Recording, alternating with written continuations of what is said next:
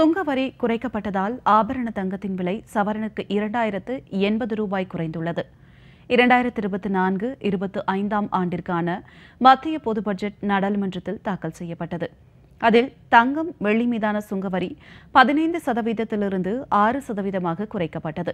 சுங்கவரி குறைக்கப்பட்டதால் தங்கம், வெள்ளி விலை குறையும் என்று பொதுமக்கள் மிகுந்த எதிர்பார்ப்பில் காத்திருந்தனர். இந்நிலையில் கிராம் ஒன்றிற்கு 6810 ரூபாய்க்கு விற்கப்பட்ட ஆபரண தங்கத்தின் விலை தற்போது 260 ரூபாய் குறைந்து 6550 ரூபாய்க்கு விற்பனை செய்யப்பட்டு வருகிறது.